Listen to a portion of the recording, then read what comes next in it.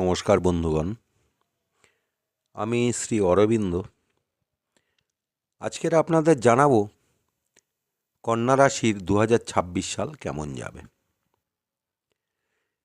এই 2026 সাল কন্যা রাশির কথা বলতে গিয়ে প্রথমেই কন্যা রাশি সম্বন্ধে দু চারটে কথা বলে দিই। এটি একটি পৃথ্বীতত্ত্বের দাত্তক রাশি। সাধারণত এরা লেখক, কবি, গণিতে পারদর্শী হয়ে থাকে। ধার্মিক, গুরুজন হিতকারী হয়। এরা নিজের ক্ষমতার থেকে পৈতৃক ধনেই ধনী হয়ে থাকে। একটু লম্বাটে গড়ন, চলায় কমনীয়তা, কপাল সমতল বা একটু নিচু। এদের কিন্তু হাসির মধ্যে কিছুটা কপটতা থাকে। তার কারণ এরা একটু জ্ঞানী হয়, মানে শিক্ষার দিকটায় এদের ভীষণ দখল থাকে। তাই এদের বিজ্ঞ একটা ভাব মনের মধ্যে থেকে থাকে। এই গেল অল্প কথায় কন্যা রাশির কথা, কারণ বেশি বললে অনেকটা বড় হয়ে যাবে, তাই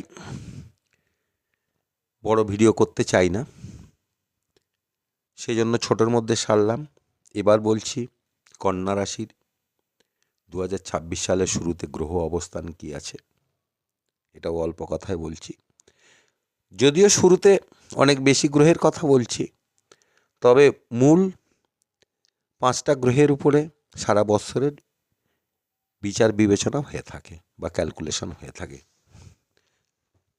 যাই হোক, বৎসরের শুরুতে চতুর্থে থাকবে এই রাশির অধিপতি বুধ, সঙ্গে থাকছে ভাগ্যবতী এবং মারকপ্রতীয়। ষষ্ঠে থাকবে রাহু, সপ্তমে থাকবে শনি, দশমে থাকবে বক্রী বৃহস্পতি এবং দ্বাদশে থাকবে কেতু। এই হলো বৎসরের শুরুর অবস্থান।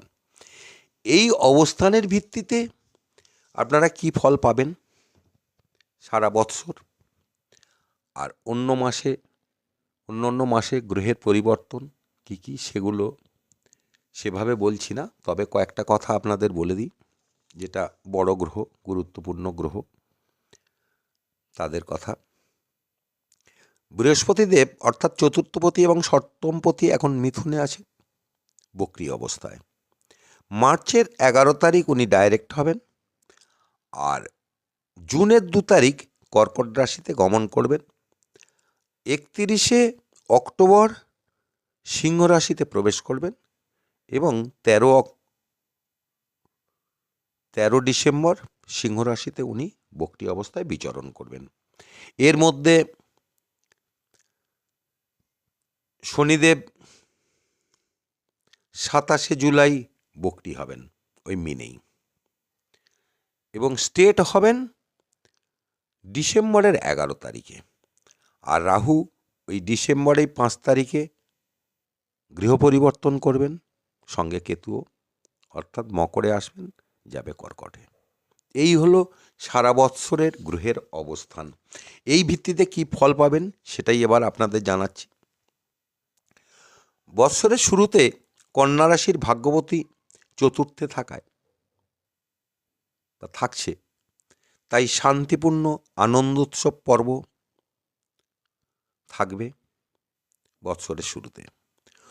মনও থাকবে প্রাণোচ্ছল। তবে 23শে ফেব্রুয়ারিতে ষষ্ঠে মঙ্গল প্রবেশ করার পর পরিবেশ কিছুটা পাল্টে যাবে, কারণ অঙ্গার যোগ সৃষ্টি হবে রাহুর সাথে। শত্রুরা বলশালী হবে, শত্রুতা বাড়বে, কিন্তু এঁটে উঠতে পারবে না। তবে সেই সাথে বলছি, অপ্রিয় বা অপছন্দের লোকের আনাগোনা আপনার পাশে বাড়বে, সেজন্য সাবধানে চলার প্রয়োজন থাকবে, এটা মাথায় রাখবেন। সেই অবস্থায় এই অবস্থা কম বেশি জুন মাস পর্যন্ত চলবে, তারপর ভালো। তবে আয়ের ক্ষেত্রে মাঝে মধ্যে ভাটা পড়তে পারে, কিছুটা বিড়ম্বনা দেখা দেবে। যদিও সমস্যা তেমন হবে না, কারণ বৃহস্পতি আপনার কর্মস্থানে থাকবেন, সেই জন্য তেমন সমস্যা হবে না, সমস্যা কাটিয়ে ওঠার যথেষ্ট ক্ষমতা পাবেন। তাই মধ্যম প্রকার চলবে। আর ষষ্ঠপতি রোগ রিপু ঋণের জায়গাটা, উনি সপ্তমে থাকছেন, তো ব্যবসা ক্ষেত্রে ঋণ নেওয়ার প্রবণতা থাকবে। স্ত্রীর শরীর খারাপ বা স্বামীর শরীর খারাপের জন্য লোন নেওয়ার প্রয়োজন হয়ে পড়তে পারে বা পড়বে। সেই দিকটা বুঝে শুনে চলবেন। জীবনসঙ্গীর শরীরটা নিয়েও কিন্তু একটু উদ্বেগে থাকার কথা। আর যারা এই রাশি বা লগ্নে জন্মগ্রহণ করেছেন, যাদের ক্রনিক রোগের সম্ভাবনা আছে, তাদের কথা বলছি, তারা এই মোমেন্টে ছাড় পাবেন না। আরও কিছুদিন অর্থাৎ কয়েক মাস ভুগতে হবে।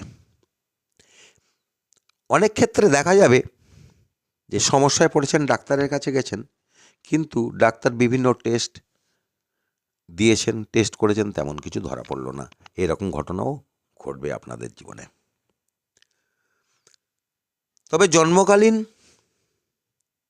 যারা শনির অশুভ অবস্থানের জন্য কষ্ট ভোগ করছেন, তাদের ক্ষেত্রে কিন্তু আগস্ট মাস থেকে বেশ শুভ।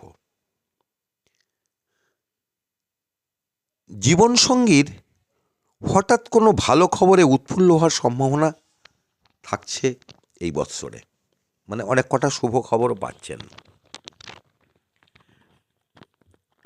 আর যাদের পৈতৃক সম্পত্তি নিয়ে কোনো বিবাদ চলছিল অনেক দিন ধরে, তাদের কিন্তু এই বৎসর সমাধান হওয়ার সম্ভাবনা থাকছে। তাহলে সেই ক্ষেত্রে অনেক কটা শুভ জায়গা পাচ্ছেন, ভালো খবরও পাচ্ছেন 2026 সালে।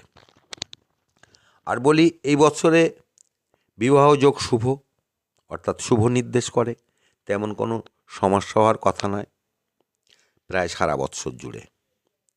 অনেক দিন ধরে যারা সম্পর্কে জড়িয়ে আছেন অথচ কোনো সমাধান হচ্ছিল না, সেই সব পাত্রপাত্রীদের এই বছর কিন্তু শুভ। এবার বলি শিক্ষার কথা। প্রাথমিক শিক্ষার্থীদের বা শিক্ষারতদের ক্ষেত্রে বৎসরটা ভীষণ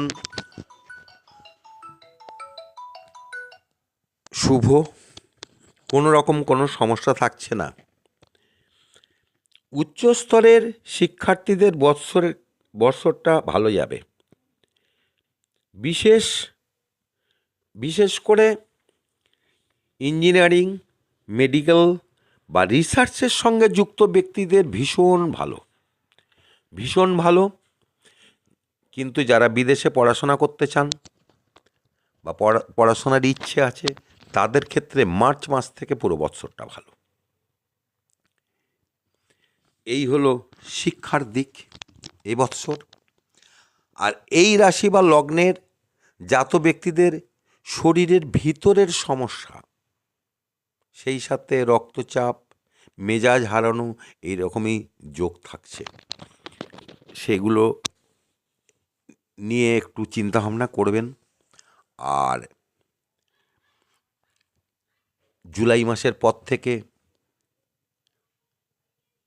যাদের কোমরে বা শিরদাঁড়ার কোনো সমস্যা আছে, নার্ভের কোনো সমস্যা আছে, তারাও একটু সাবধানে থাকবেন বা ডাক্তারবাবুদের সাথে একটু পরামর্শ করবেন।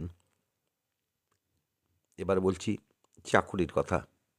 যারা চাকরি করছেন, তাদের চাপ বাড়লেও ভালো থাকবেন তারা, তেমন কোনো সমস্যা হবে না।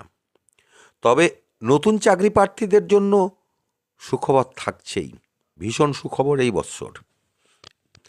যারা এই রাশি বা লগ্নের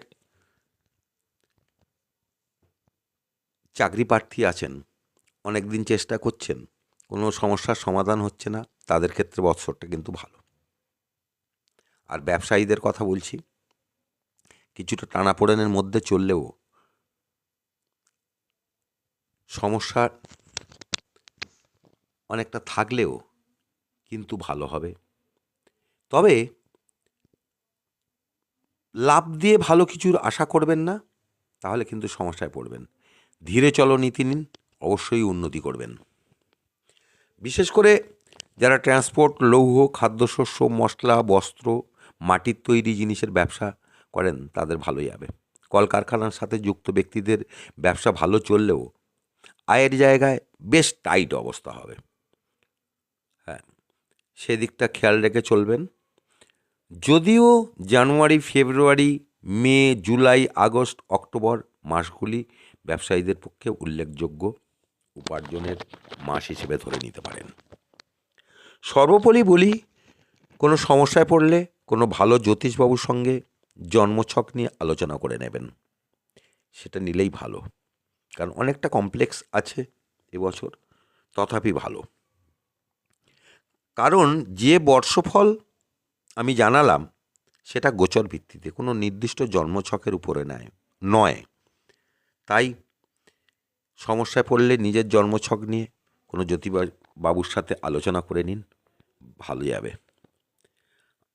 আশা করি ভালো লাগবে। সবাই ভালো থাকবেন। ভালো লাগলে লাইক শেয়ার করতে ভুলবেন না।